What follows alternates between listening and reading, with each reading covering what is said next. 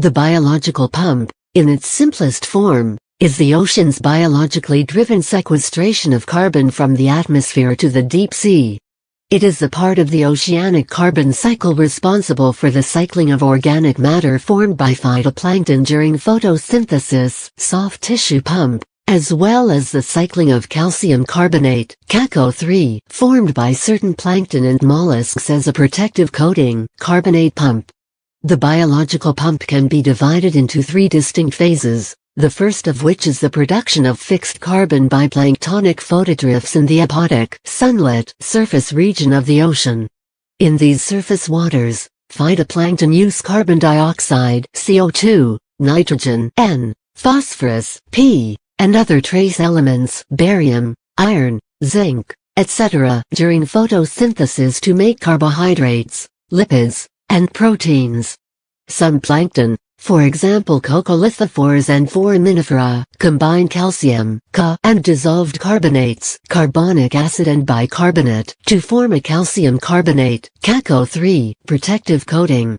Once this carbon is fixed into soft or hard tissue, the organisms either stay in the apotic zone to be recycled as part of the regenerative nutrient cycle, or once they die, continue to the second phase of the biological pump and begin to sink to the ocean floor.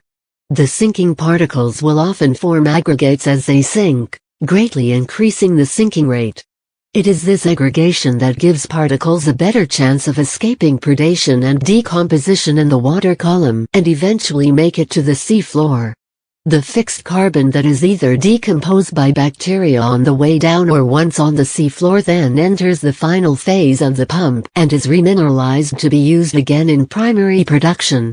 The particles that escape these processes entirely are sequestered in the sediment and may remain there for thousands of years. It is this sequestered carbon that is responsible for ultimately lowering atmospheric CO2. The first step in the biological pump is the synthesis of both organic and inorganic carbon compounds by phytoplankton in the uppermost, sunlit layers of the ocean. Organic compounds in the form of sugars, carbohydrates, lipids, and proteins are synthesized during the process of photosynthesis.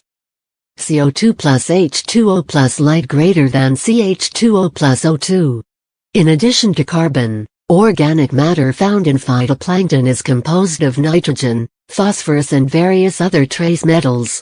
The ratio of carbon to nitrogen and phosphorus varies little and has an average ratio of 106 C, 16 N, 1 P, known as the Redfield ratio. Trace metals such as magnesium, cadmium, iron, calcium, barium and copper are orders of magnitude less prevalent in phytoplankton organic material, but necessary for certain metabolic processes and therefore can be limiting nutrients in photosynthesis due to their lower abundance in the water column. Oceanic primary production accounts for about half of the carbon fixation carried out on Earth. Approximately 50-60 pg of carbon are fixed by marine phytoplankton each year, despite the fact that they comprise less than 1% of the total photosynthetic biomass on Earth. The majority of this carbon fixation, till 80%, is carried out in the open ocean, while the remaining amount occurs in the very productive upwelling regions of the ocean. Despite these productive regions producing 2 to 3 times as much fixed carbon per area, the open ocean accounts for greater than 90% of the ocean area and therefore is the larger contributor. The vast majority of carbon-incorporated inorganic and inorganic biological matter is formed at the sea surface and then must sink to the ocean floor. A single phytoplankton cell has a sinking rate around 1 meter per day, and with 4,000 meters as the average depth of the ocean, it can take over 10 years for these cells to reach the ocean floor. However, through processes such as coagulation and expulsion in predator fecal pellets, these cells form aggregates.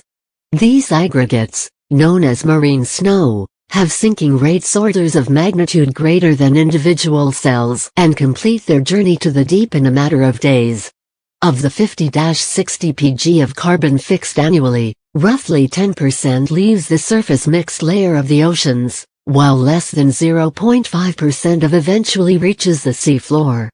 Most is retained in regenerated production in the apodic zone, and a significant portion is remineralized in midwater processes during particle sinking.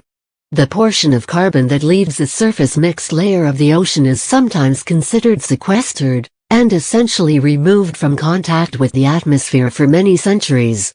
However, work also finds that, in regions such as the Southern Ocean, much of this carbon can quickly, within decades, come back into contact with the atmosphere. The portion of carbon that makes it to the seafloor becomes part of the geologic record, and in the case of the calcium carbonate, may form large deposits and resurface through tectonic motion, as in the case with the White Cliffs of Dover in southern England. These cliffs are made almost entirely of the plates of buried coccolithophores. As the biological pump plays an important role in the Earth's carbon cycle, significant effort is spent quantifying its strength. However, because they occur as a result of poorly constrained ecological interactions usually at depth, the processes that form the biological pump are difficult to measure. A common method is to estimate primary production fueled by nitrate and ammonium, as these nutrients have different sources that are related to the remineralization of sinking material. From these it is possible to derive the so-called F ratio, a proxy for the local strength of the biological pump. Applying the results of local studies to the global scale are complicated by the role the ocean's circulation plays in different ocean regions. The biological pump has a physico-chemical counterpart known as the solubility pump. For an overview of both pumps, see Raven and Fulkovsky, 1999.